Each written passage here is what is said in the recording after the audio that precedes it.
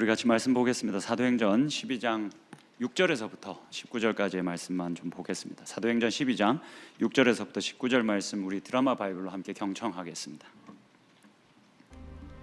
헤롯이 잡아내려고 하는 그 전날 밤에 베드로가 두 군인 틈에서 두 쇠사슬에 매여 누워 자는데 파수꾼들이 문 밖에서 옥을 지키더니 호련히 주의 사자가 나타나매 옥중에 광채가 빛나며 또 베드로의 옆구리를 쳐 깨워 이르되 급히 일어나라. 하니 쇠사슬이 그 손에서 벗어지더라. 띠를 띠고 신을 신으라. 베드로가 그대로 하니 겉옷을 입고 따라오라. 베드로가 나와서 따라갈새 천사가 하는 것이 생신인 줄 알지 못하고 환상을 보는가 하니라. 이에 첫째와 둘째 파수를 지나 시내로 통한 쇠문에 이르니 문이 저절로 열리는지라. 나와서 한 거리를 지나매 천사가 곧 떠나더라. 이에 베드로가 정신이 들어 이르되 내가 이제야 참으로 주께서 그의 천사를 보내어 나를 헤롯의 손과 유대 백성의 모든 기대에서 벗어나게 하신 줄 알겠노라. 깨닫고 마가라 하는 요한의 어머니 마리아의 집에 가니 여러 사람이 거기에 모여 기도하고 있더라. 베드로가 대문을 두드린데 로데라 하는 여자아이가 영접하려 나왔다가 베드로의 음성인 줄 알고 기뻐하여 문을 미처 열지 못하고 달려들어가 말하되 베드로가 대문 밖에 섰더라. 내가 미쳤다. 하나 여자아이는 힘써 말하되 참말이라. 그러면 그의 천사라. 베드로가 문 두드리기를 그치지 아니하니 그들이 문을 열어 베드로를 보고 놀라는지라. 베드로가 그들에게 손짓하여 조용하게 하고 주께서 자기를 이끌어 옥에서 나오게 하던 일을 말하고 야고보와 형제들에게 이 말을 전하라. 하고 떠나 다른 곳으로 가니라.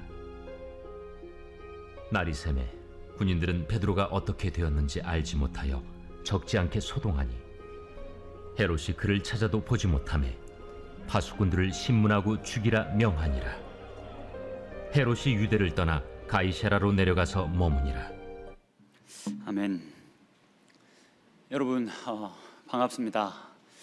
제가 이렇게 생각을 해보니까 여러분들하고 같이 이제 말씀을 나눈 지가 만 이제 4년이 이제 꽉 채워져 가더라고요. 그래서 뭔가 그 익숙함을 탈피하고 뭔가 변화가 필요하지. 죄송합니다. 내가 말하면서도 웃기네요. 그 변화가 필요하겠다라는 생각이 들었습니다. 그래서 제가 여러분 이틀 전쯤에 설교를 개발했습니다. 신박한 방법이긴 한데요. 청중 참여형 설교라는 설교법을 개발했습니다. 그래서 이것을 여러분 제가 이 환대의 시간과 접목을 해봤습니다. 이게 무슨 말이냐면 여러분 우리가 환대의 시간을 지금 계속 좀 어떻게 연습해보고 있지 않습니까? 오늘도 할 겁니다. 자기가 좀 친한 사람 말고 잘 아는 사람 말고 정말 잘 모르지만 내가 따뜻한 마음으로 환대하고 싶은 사람을 오늘은 딱 한 명만 찾아가겠습니다. 근데 찾아가는데 여러분 오늘부터 시작되는 이 설교가 청중 참여형 설교법이기 때문에 여러분들이 이 질문을 나누셔야 됩니다. 한번 띄워주시겠습니까? 딱 한 3분 정도 드릴 겁니다. 그러니까 2명도 말고 딱 한 명만 찾아가십시오. 그리고 딱 짝을 정하시고 만약에 짝이 안 맞아서 3명까지는 제가 괜찮다고 허락을 하겠습니다. 근데 막 4-5명 이렇게 몰리시면 안 됩니다. 2명 혹은 많아도 3명. 근데 3분 드릴 테니까 하나님이 당신을 그리스도인으로 부르신 목적이 무엇입니까? 이게 여러분 오늘 설교의 핵심이거든요. 그러니까 우리의 인생의 목적이죠. 우리의 인생의 목적이 무엇인가를 우리가 3분 동안 일단 다 자리에서 일어나십시오. 다 자리에서 일어나시고 우리 공동체에는 아직 새가족 혹은 이 공동체에 완전히 적응이 안 되신 분들도 있을 겁니다. 근데 걱정하지 마십시오. 우리 새가족 팀이 그런 분들에게는 찾아갈 겁니다. 그러니까 여러분 크게 걱정하지 않으셔도 되고, 자 지금부터 한 3분 정도 드릴 테니까 하나님이 당신을 그리스도인으로 부르신 목적이 무엇입니까?를 짝을 짓고 같이 3분 동안 나눠보도록 하겠습니다. 여러분 설교 청중 참여형 설교법입니다. 제발 움직여 주십시오. 네. 자, 움직여서 자, 한 명을 찾아가십시오. 예, 좋습니다. 역시 우리 미디어 팀 감사합니다. 제가 시간을 알려드릴 테니까 찾아가셔야 됩니다. 예.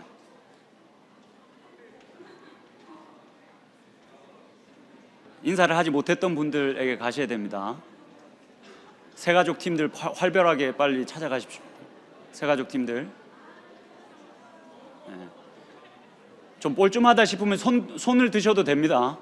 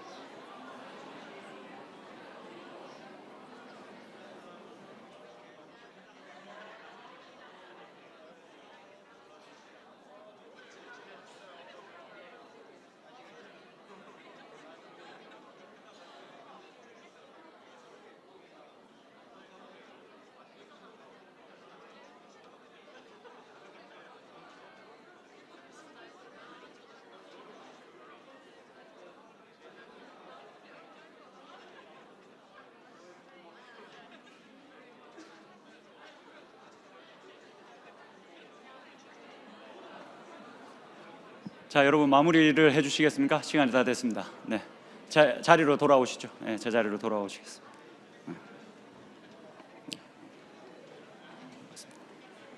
고맙습니다. 오늘 이렇게 아직 우리 공동체 적응이 안 됐는데 이런 시간을 가져서 불편하신 분들이 혹 있으실지도 모르겠는데 만약 그랬다면 제가 양해를 구합니다. 네, 여러분 저희가 여러분들을 불편하게 하려고 하는 것이 아니라 우리가 그리스도인으로서 좀 서로를 환대하고 싶은 마음에 하고 있는 거니까 너그럽게 여러분들이 이해를 해주시면 좋지 않을까 싶습니다. 자, 여러분 잘 나누셨습니까? 어떻게 좀 이렇게 다들 목적을 가지고 살고 있나요? 네. 근데 우리가 어떤 목적을 가지고 사느냐, 그러니까 하나님이 우리를 부르신 목적이 무엇이냐, 그래서 내 인생의 목적이 무엇이냐를 우리가 확실히 알고 있는 것은 여러분 너무너무 중요한 일입니다. 목적과 목표가 없으면 여러분 열심히 달려가다 보면 엉뚱한 방향에 가 있을 수 있겠죠. 그러면 열심히 달리면 달릴수록 더 손해가 됩니다. 그래서 오늘은 우리가 이 사도행전 12장의 말씀을 통해서 하나님이 나를 왜 그리스도인으로 부르셨는가, 그렇기 때문에 내 인생의 목적은 무엇인가를 좀 분명히 할 수 있는 시간이 되면 좋겠습니다. 여러분 오늘 사실 우리가 사도행전 이 12장 1절에서부터 끝절까지의 말씀을 다 살펴볼 겁니다. 근데 이걸 다 읽을 수는 없을 것 같아서 시간이 너무 많이 갈 것 같아서 중요한 핵심만 우리가 봤습니다. 베드로가 감옥에 gat혔는데 어떻게 그 감옥에서 나오게 되었는지에 대한 이야기를 이제 이 사도행전 12장에서 아주 길고 장황하게 기록합니다. 그러니까 12장의 본문의 한 3분의 2 정도의 분량을 이 사도행전의 저자가 베드로가 옥에 갇혔고 또 어떻게 신비한 방법으로 그 옥에서 나오게 되었는지를 기록하고 있습니다. 여러분 이게 사실은 베드로의 두 번째 투옥입니다.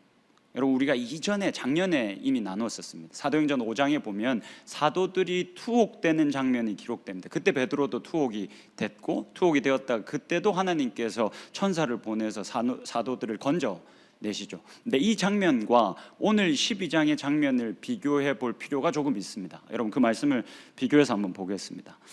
여러분 앞 위에 있는 17절과 18절 그리고 19절은 여러분들이 읽고 제가 오늘 본문 1절과 4절을 좀 읽도록 하겠습니다. 여러분들이 17절에서부터 19절 말씀 5장의 말씀을 읽어주시면 좋겠습니다. 같이 읽겠습니다. 시작.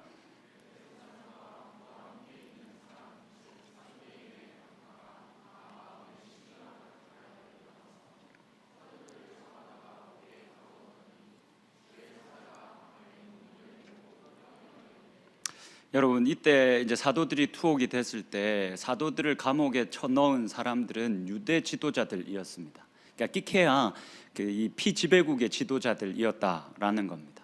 그래서 감옥에 넣었고 이 감옥에 갇혀 있던 사도들이 너무나도 쉽게 풀려났습니다. 그러니까 허술했다는 거죠. 근데 이때의 장면과 오늘 본문을 비교해 보면 그 스케일이 좀 달라집니다. 12장 1절의 말씀을 좀 보십시오.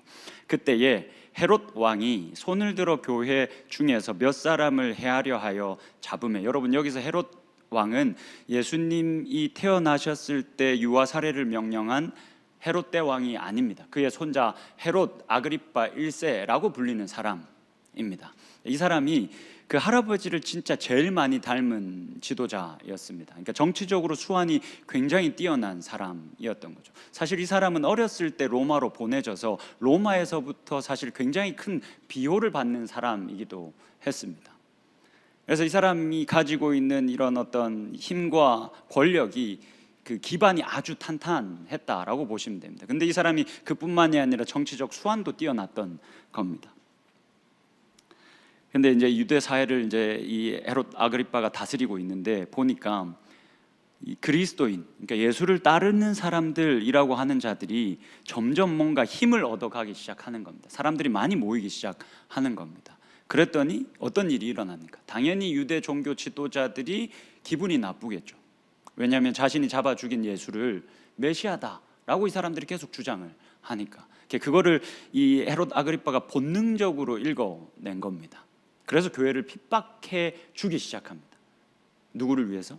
유대 종교 지도자들을 위해서 대신 이 교회를 핍박해 주기 시작합니다. 그러면서 유대인들의 환심을 사려고 했던 거죠. 그래서 4절을 보시면 베드로를 옥에 가둡니다. 그러니까 베드로는 예루살렘 교회에 뭔가 붐이 일어나고 있는 예루살렘 교회의 기둥처럼 여겨지던 사람이었지 않습니까? 그러니까 이게 사람 보는 눈도 탁월했다는 겁니다. 그래서 베드로를 옥에 가둬놓습니다. 4절 보십시오. 옥에 가두어 군인 내식인 네페에게 맡겨 지키고 유월절 후에 백성 앞에 끌어내고자 하더라. 그러니까 베드로를 옥에 가뒀을 뿐만이 아니라 이 사람은 로마 군인들까지 투입을 시킵니다. 그러니까 4명이 한 조로 해서 이 4개의 팀이 밤 한 3시간씩 계속 교대로 이 베드로가 혹여나 또 빠져나가지 못하도록, 쥐새끼 한 마리 빠져나가지 못하도록 로마 군인까지 투입시켜서 지금 감옥에 가둬두고 있는 겁니다. 그래서 날이 밝으면 이 베드로를 처형하겠다라는 마음을 가진 거죠. 여러분 뭔가 이게 좀 이 사도행전 5장과 지금 12장에 똑같은 투옥 이야기를 하고 있는데 스케일이 달라졌다라는 것을 우리가 알 수가 있죠. 근데 이렇게 그 로마 군인만 헤롯 아그리파가 투입한 게 아니었습니다. 이제는 이 사도 베드로를 쇠사슬로 꽁꽁 묶어 놓습니다. 그 부분도 한번 보죠. 6절입니다.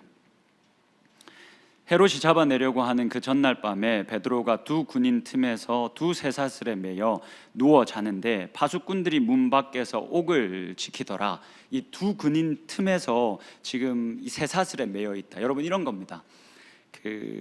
한 번씩 영화나 뭐 드라마를 보면 우리가 볼 수 있는 것처럼 죄수의 오른손에 이 쇠사슬을 묶고 그리고 그를 지키고 있는 군인들에게도 쇠사슬을 똑같이 채우는 겁니다. 그래서 절대 달아나지 못하게 한 거죠. 그럼 다음에 글을 한번 보시겠습니다.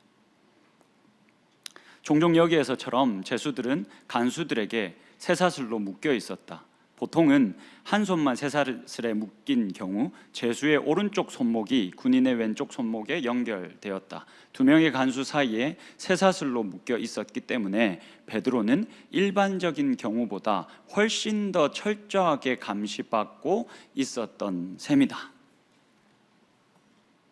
그러니까 물샐 틈이 없도록 헤롯 아그리빠가 이 베드로의 목을 조르고 있는 겁니다. 근데 이런 어떤 매임과 감시를 뚫고 지금 이 사도행전 12장에서는 베드로가 그 감옥에서 나오게 되었다라고 이야기를 하는 거죠. 사실 이게 불가능한 일이지 않습니까? 그래서 어떤 이제 학자들은 사실 실제로 베드로에게 이런 일이 일어났다는 것을 믿는 것은 순진한 행동이다. 그저 당시에 이 사도행전의 저자는 막 이방인들이 교회로 몰려오고 있었고 그렇게 교회가 세워지고 있는 상황 속에서 그 교회에 들어온 그리스도인들에게 힘을 실어주고 교회의 목적, 그리스도인의 목적을 알려주기 위해서 이 글을 썼기 때문에 그저 이 일은 사도행전의 저자가 꾸며낸 이야기이다. 그러니 이것을 사실로 받아들일 것이 아니라 이 이야기를 통해서 이 저자가 어떤 메시지를 전하려고 하는가에 우리가 집중해야 된다 라고 주장하는 사람들도 있습니다. 이게 너무 허무맹랑한 이야기처럼 들리니까 말입니다. 물론 여러분, 우리가 집중해야 할 것은 이 이야기를 통해서 도대체 이 사도행전의 저자가 하나님으로부터 영감받은 이 사도행전의 저자가 어떤 메시지를 전달하고자 하는가에 당연히 집중해서 봐야 합니다.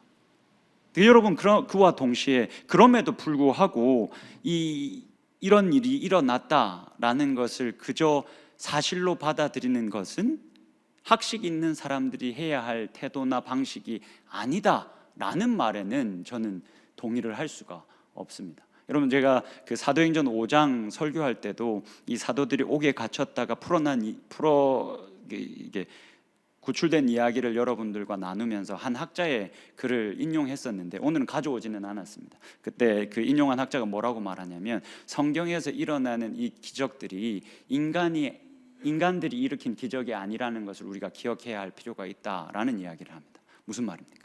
하나님이 하신 일이라는 겁니다. 신이 하신 일이라는 겁니다. 사람이 했다면 불가능하고 허무맹랑한 이야기일 수도 있겠지만 하나님께서 친히 이 일을 하셨다.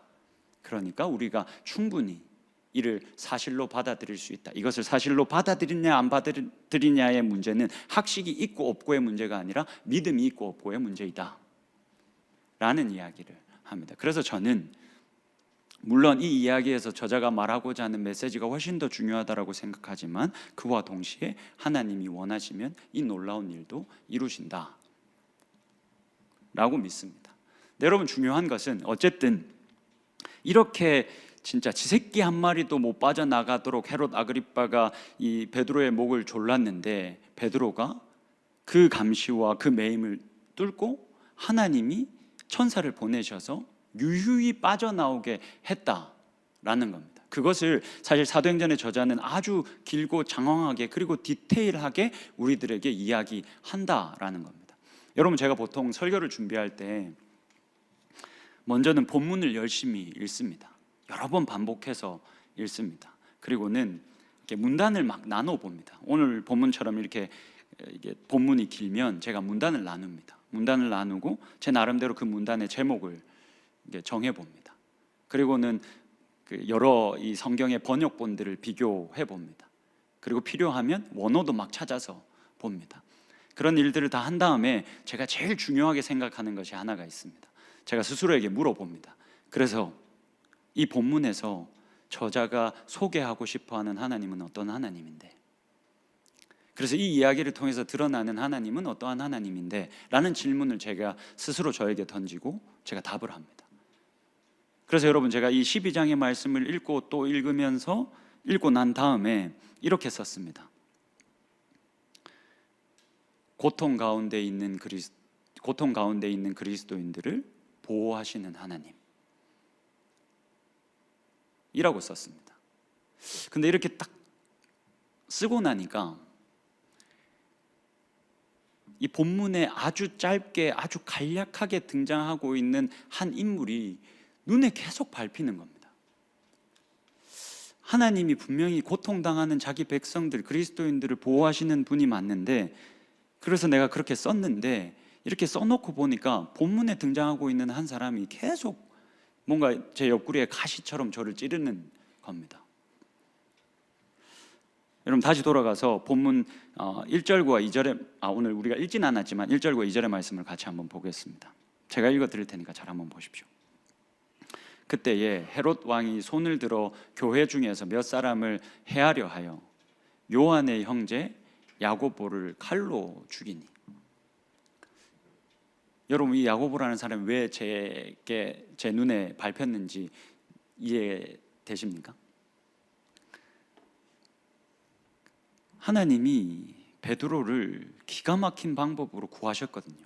그래서 그 이야기를 아주 길게 하고 있으니까 저는 이 말씀을 읽고 난 다음에 이 본문에서 말하고 있는 하나님은 고통 가운데 있는 그리스도인들을 보호하시는 하나님이다 라고 썼는데, 그렇게 하면 이 야고보는 뭐가 되냐는 겁니다. 아니 이 양반은 도대체 뭘 잘못했길래 하나님 베드로는 살리시는데 왜 이 양반은 이렇게 죽게 내버려 두냐는 겁니다. 그래서 제가 이거에 답을 못 하겠더라고요. 사실 이제 어떤 학자들이 주장하고 있는 것처럼 이 사도행전이 역사적인 기록이 아니라 그 당시에 막 몰려든 그리스도인들에게 교회의 목적과 그렇게 몰려든 이들에게 그들을 응원하기 위해서 쓰여진 글이라면 여러분 이 야고보의 순교는 기록되지 말아야 했습니다. 이걸 기록하더라도 이렇게 베드로를 구출한 사건에 같이 묶어서 기록할 필요는 없다는 겁니다. 여러분 이게 앞뒤가 맞지 않지 않습니까? 왜 베드로는 이렇게 열심으로 구하시고 야고보는 죽게 놔두는 겁니까? 사실 여러분 따져보면 베드로가 더 나쁜 놈 아닙니까? 야고보는 그래도 대놓고 3번 부인하지 않았습니다. 여러분 같은 제자였는데 야고보는 그러지 않았습니다. 근데 베드로는 심지어 3번 예수님을 부인했습니다. 죽어야 한다면 이 사람이 죽어야 되는 게 맞는 것 아니겠습니까? 이건 앞뒤가 맞지 않다라고 생각을 하고 다시 본문을 다시 보기 시작했습니다. 여러분 우리 같이 고민을 한번 해보죠. 왜 하나님께서 야고보는 죽이시고 하나님 죽인 건 아니죠. 왜 죽게 내버려 두시고 베드로는 이렇게 힘겹게 건져내시냐는 겁니다. 그럼 여러분 야고보가 어떤 사람이었는지를 우리가 한번 생각해 볼 필요가 있겠죠. 야고보가 사실 베드로보다는 성경에서 많이 등장하지는 않습니다. 근데 야고보가 여러분 제일 어떻게 보면 우리들의 이목을 잡아 끄는 장면이 복음서에 나와 있긴 합니다. 여러분 아마 아실 겁니다. 어떤 장면이냐면 마가복음 10장입니다. 사실 예수님이 이제 십자가 처형을 며칠 남겨두지 않은 시점입니다. 그때 조용히 야고보와 요한이 예수님을 찾아갑니다. 그러고는 뭐라고 합니까? 청탁하죠. 예수님, 만약 당신이 영광 중에 임하시거든, 쉽게 말해서 로마 황제를 제압하고 왕이 되시거든, 우리를 하나는 당신의 우편에, 하나는 당신의 좌편에 앉게 해주십시오. 이렇게 청탁합니다. 그랬더니 예수님이 뭐라고 말하십니까? 내가 마시는 잔을 너희가 마시고 내가 받는 세례를 너희가 받을 수 있겠느냐? 그러니까 십자가를 질 수 있겠느냐는 질문이었죠. 근데 그렇게 질문하셨을 때 야고보와 요한은 당최 예수님이 뭐라고 말씀하시는 건지를 이해 못했습니다. 근데 자신들이 가지고 있는 그 욕심과 욕망에 이끌려서 뭐라고 말하냐면 할 수 있습니다. 저희가 할 겁니다. 십자가를 지겠다라는 게 아니라 어쨌든 예수님께 잘 보여서 그 높은 자리에 오르겠다 라고 이야기를 한 거죠. 사실 복음서는 이 야고보라는 사람이 얼마나 이 욕망의 덩어리였는지를 숨기려 하지 않습니다. 잘 보여줍니다. 마태복음에서도 얘기하고 마가복음에서도 이야기하고 누가복음에서도 이야기를 합니다. 여러분 그랬던 이 욕망 덩어리인 야고보가 순교를 마다하지 않았습니다. 사실 이때에 야고보가 배교만 한번 하면 사실 순교를 피할 수 있었을 겁니다. 근데 야고보가 이 순교를 피하지를 않습니다. 그 4세기에 역사가로 활동한 에우세비우스라는 역사가가 있습니다. 이 사람이 교회사라는 책을 남겼거든요. 거기에 보면 야고보의 순교에 대한 기록이 기록되어져 있습니다. 물론 그 2세기에 살았던 교부의 이야기를 그저 옮겨놓고 있는 글이긴 하지만 지금 현존하는 자료들 중에서는 야고보의 순교에 대해서 언급하고 있는 가장 빠른 시기의 자료입니다. 여러분 그 부분을 같이 한번 보시죠. 제가 한번 읽어드릴게요.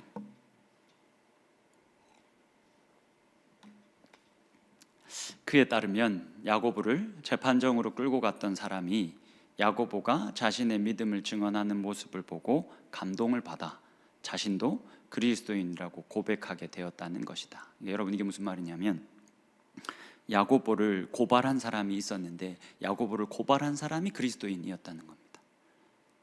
근데 그 재판을 받는 야고보가 너무 의연하게 자신이 그리스도인임을 밝히고 죽음으로 뚜벅뚜벅 가니까 그거에 감동을 받은 겁니다.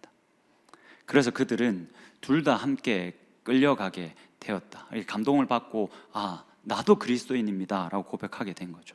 그리고 길을 가던 중 그 사람은 야고보에게 자신을 용서해 달라고 간청하였다. 야고보는 잠시 생각한 후 평안이 내게 있을지어다 라고 말하고 그에게 입을 맞추었다. 그리하여 그들은 둘 다 동시에 참수되었다. 물론 여러분 이 기록은 4세기의 기록입니다. 근데 야고보는 1세기에 순교를 당했죠. 그래서 시간의 간극이 크기 때문에 이 자료를 우리가 사실로 받아들일 수 있느냐라고 따져 묻는 학자들도 많이 있습니다. 그래서 우리가 확실히 말할 수는 없습니다. 왜냐하면 이 에우세비우스도 그 교회사라는 글을 쓸 때 굉장히 친교회적으로 글을 썼기 때문에 무조건 이게 사실일 거다라고 확신할 수는 없습니다. 그냥 이런 자료가 이런 글이 남아있다라는 것 정도만 우리가 알 수 있는 겁니다. 그런데 여러분 확실한 건 무엇이냐면 욕망 덩어리였던 이 야고보가 순교를 피하지 않았다는 겁니다. 죽음을 피하지 않았다는 겁니다. 사실 충분히 피할 수 있었을 텐데 그냥 아무렇지도 않게 그 처형장으로 걸어갔다라는 사실만큼은 분명합니다.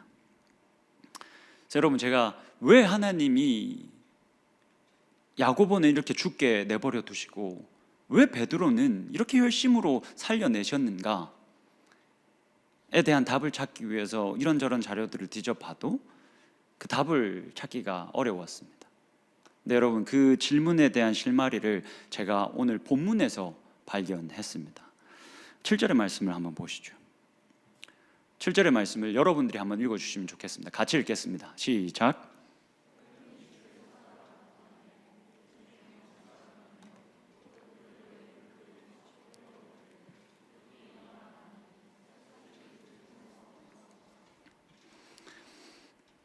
여러분 이게 이제 베드로의 옆구리를 이제 쳐서 깨웠다, 베드로의 옆구리를 쳤다라는 이 단어가 그 뉘앙스가 굉장히 강한 단어입니다.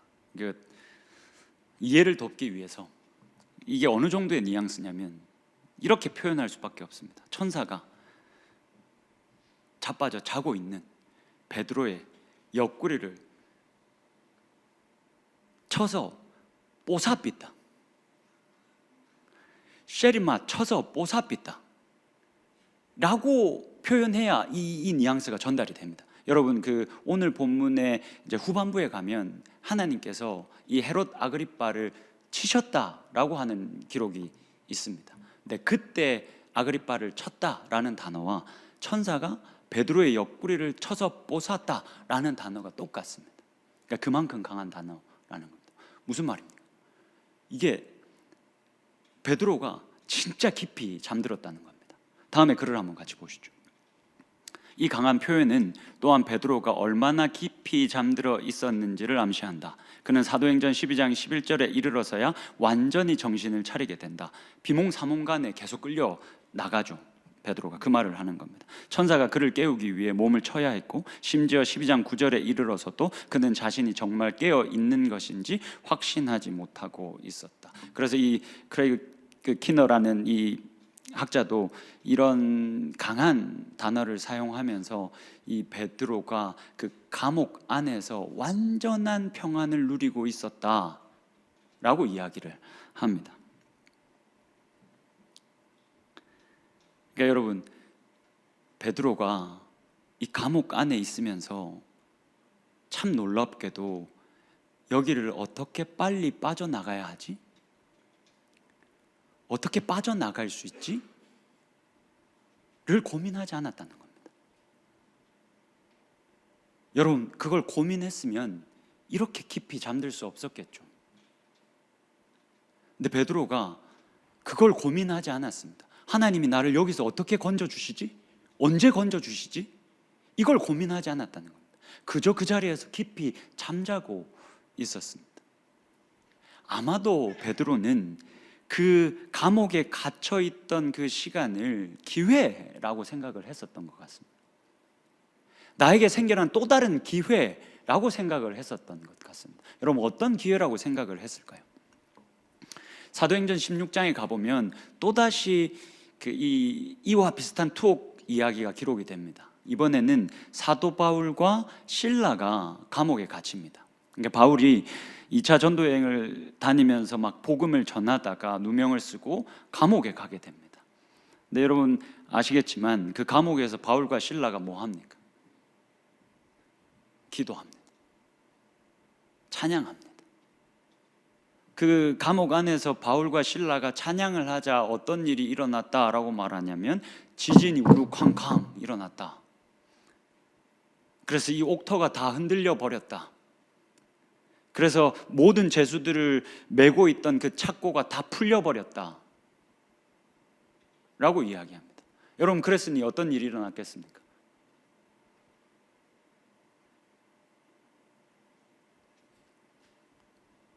듣고 있습니까?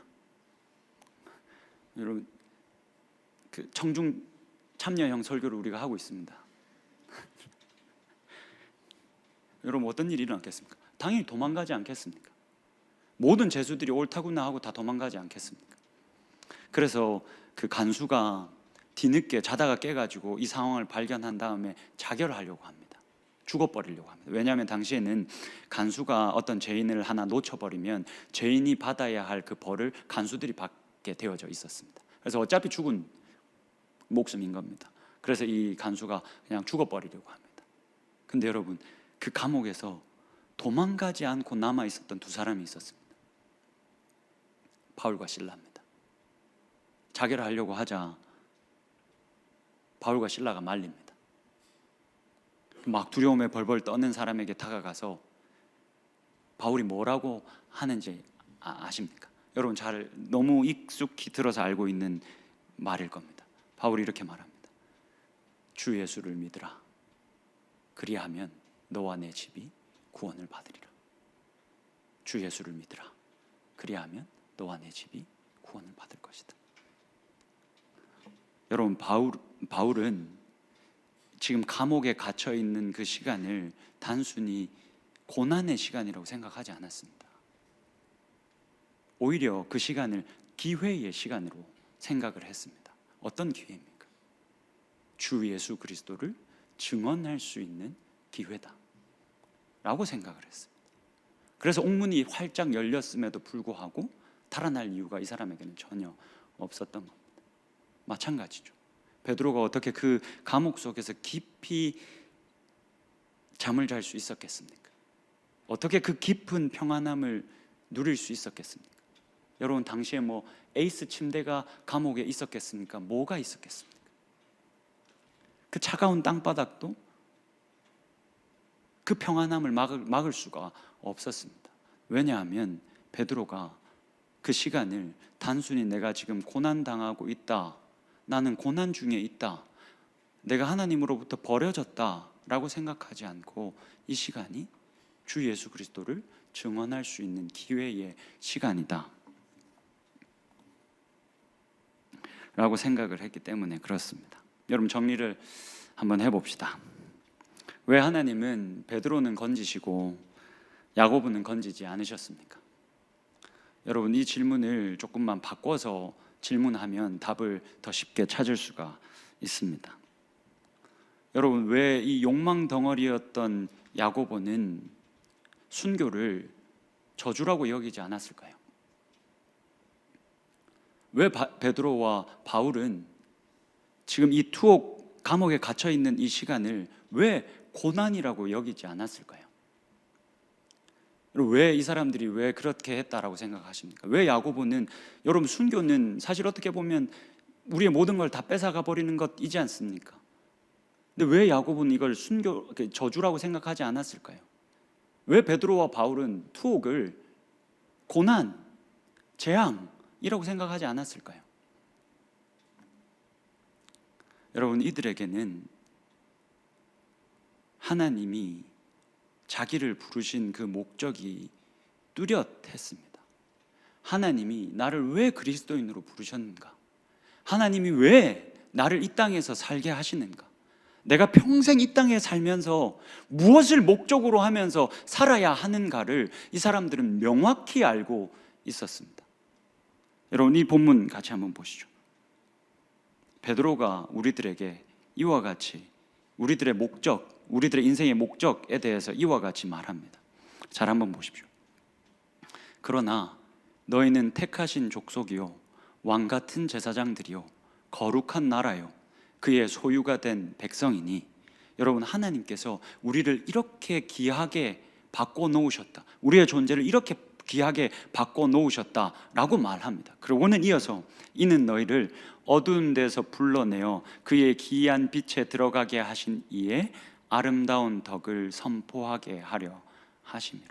하나님께서 우리를 완전히 새롭게 창조하시고 그리스도 안에 있게 하셔서 택하신 족속이 되게 하시고 왕 같은 제사장이 되게 하시고 거룩한 나라가 되게 하신 이유가 무엇입니까? 이는 너희를 어두운 데서 불러내어서 그 기이한 빛에 들어가게 하신 이의 아름다운 덕을 선포하게 하려고. 여러분 우리를 구원하시고 그리스도와 연합하게 하시고 이 자리에 있게 하셨다라는 겁니다. 여러분 이게 하나님께서 우리를 부르신 목적입니다. 그리고 우리는 이 목적을 쫓아서 이 아름다운 덕을 선포하는 것, 이것이 마땅히 모든 그리스도인들에게 인생의 목적이 되어야 합니다. 야고보에게도 그랬고 베드로에게도 그랬고 바울에게도 그랬습니다. 그래서 여러분 이들의 삶을 움직이는 것은 살아남는 것이 아니었습니다. 더 잘 사는 것도 아니었습니다. 그저 예수 그리스도를 증언하는 것, 이것이 이들의 삶을 이끌었습니다. 여러분 마지막으로 이렇게 한 번만 생각해 보십시오. 만약에 이들에게 하나님께서 주신 그 인생의 목적이 분명하지 않았다면 어땠을까요? 야고보와 베드로와 바울에게 여러분 하나님께서 주신 그 목적, 이들을 향한 그 인생의 목적이 이들에게 확실하지 않았고 이들이 확실히 그 목적을 붙잡고 있지 않았으면 어땠을까요? 야고보에게 그 순교의 순간은 정말 인생에서 만나본 적 없는 재앙이고 저주였을 겁니다. 베드로와 바울에게 이들에게 그 하나님의 목적이 분명하지 않았으면 투옥을 여러 번 경험했는데 그 투옥의 순간마다 나는 왜 이렇게 엄청나게 고난 가운데 있어야 하는가? 나는 왜 맨날 구질구질하게 이렇게 살아야 하는가? 라는 고민에 이 사람들이 휩싸여서 살아갔을 겁니다.